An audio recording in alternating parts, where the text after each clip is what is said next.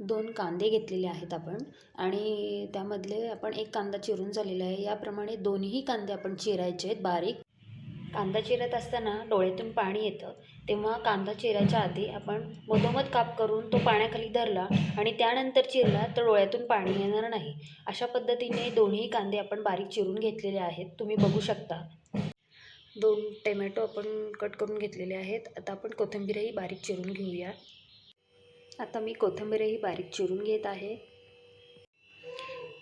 माझी मिरचीही कट करून झालेली आहेत. मी 3 मिरच्या चिरलेल्या आहेत.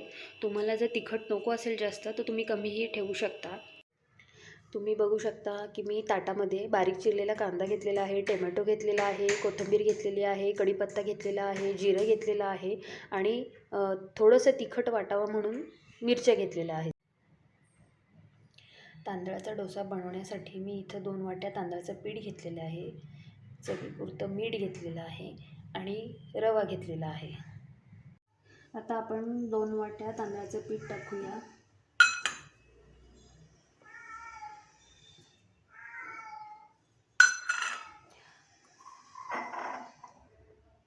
आणि थोडं थोडं पाणी टाकूया.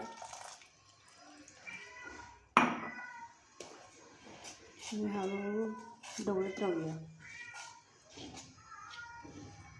पाणी लागेल तसं तुम्ही टाकत जा.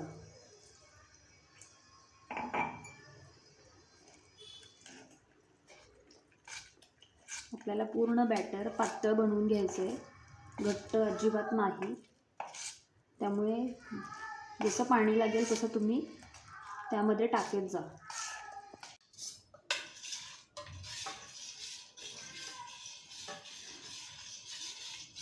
आपण याच्यामध्ये तांदळाचं 2 वाट्या पीठ, लागेल तसं पाणी, मीठ चवीनुसार आणि थोडासा बारीक रवा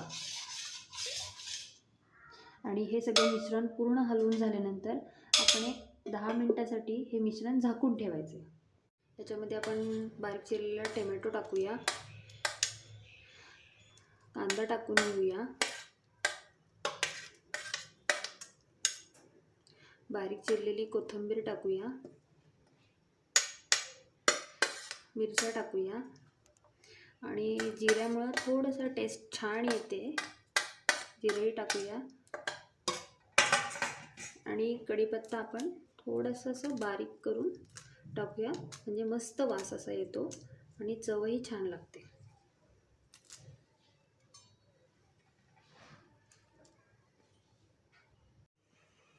डोशासोबत आपण खाण्यासाठी हिरवी चटणी बनवूया.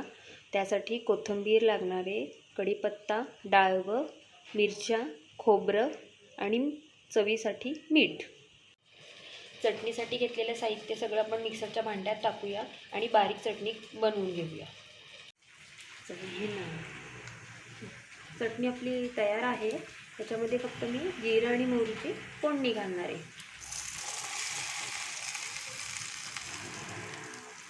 तुम्ही बघू शकता किती सुंदर चटणीचा कलर आलेला आहे. आणि जिरे मोहरीची फोडणी देऊन आता बॅटर मस्तपैकी आपण हलवून घेऊया.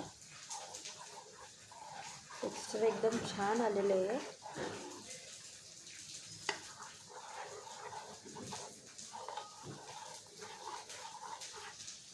आणि ही आपली डोशाची चटणी तयार आहे.